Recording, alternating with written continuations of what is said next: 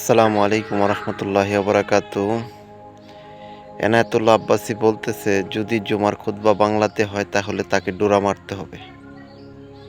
আসুন হানাফি আলেমদের কাছ থেকে শুনি, জুমার খুতবা মাতৃভাষায় হবে নাকি আরবিতে হবে?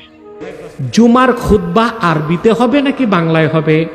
এক শায়খ বলেছে এখন থেকে বাংলায় জুমার খুতবা দিতে হবে। সম্পর্কে কোরআন হাদিস কি বলে? যে শায়খ বলছে রাগ করবেন না, ইসলামী শরিয়া আইনে তাকে 10টা দোররা লাগাতে হবে। জোরে কন্না নাউযুবিল্লাহ।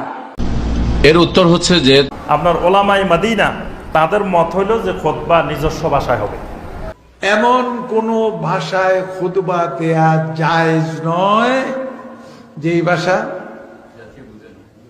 জনগণ বুঝে না। জুমার নামাজে তো বাংলায় খুতবা দিতে হবে আসলে, কারণ আপনি, অর্থাৎ আমরা বাংলাদেশের কনটেক্সটে বলছি, আপনি খুতবা দেবেন জনগণের উদ্দেশ্যে, অথচ আপনি খুতবা দিচ্ছেন এমন একটি ভাষায় যে ভাষাটি জনগণ বুঝে না, জনগণের ভাষা নয়। এটা তো একটা পাগলামি, স্রেফ একটা পাগলামি। যদি আরবিতে হামদ, সানা এবং সলাত অর্থাৎ রাসূল সাল্লাল্লাহু আলাইহি ওয়াসাল্লামের উপর দরুদ পাঠ করা হয়, মুসলমানদের দোয়া করা হয়, পাশাপাশি যদি মাতৃভাষায় খুতবাটা দেওয়া হয় তাহলে এটাই উত্তম। খুতবার কিছু আরকান আছে, সেগুলিতে আরবিতে দিবেন, যেমন হামদ সালাত এবং তাকওয়ার কথা, অথবা এবং বিশেষ করে দোয়ার অংশটুকু এবং শেষে যে অংশটুকু থাকবে সেগুলো দোয়ার ব্যাপক অংশটুকু থাকলে বাকি যত সময় হোক না কেন পুরো সময়টা ওই ভাষায় তিনি খুতবা দিবেন, যেই ভাষায় তার অডিয়েন্স বা তারা উপস্থিত যারা আছে বা যারা শ্রোতা আছে বা মুসল্লি আছে তারা যদি বুঝে।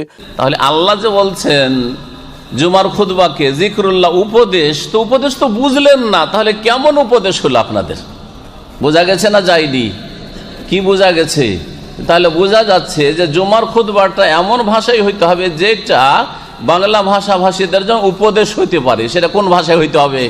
বাংলাদেশে বাংলায় হইতে হবে, ইন্ডিয়াতে উর্দু হিন্দিতে হইতে হবে, পাকিস্তানে উর্দুতে হইতে হবে, কেরালা থেকে মালয়ালম ভাষায় হইতে হবে, তাই না? ওইদিকে উনি জুমার খুতবাতে বলেছেন যে জুমার খুতবায় আরবিতে বক্তব্য দিতে হবে, বাংলা ভাষায় দেওয়া যাবে না। তাহলে ভারত, বাংলাদেশ, পাকিস্তানের জনগণ জুমার খুতবা বুঝলো না, কেননা জুমার খুতবা তো আরবিতে হলো। সবকিছু চলে বাংলায়, খুতবা নাকি আরবিতে? আরে কানাকে হাইকোর্ট দেখাচ্ছে।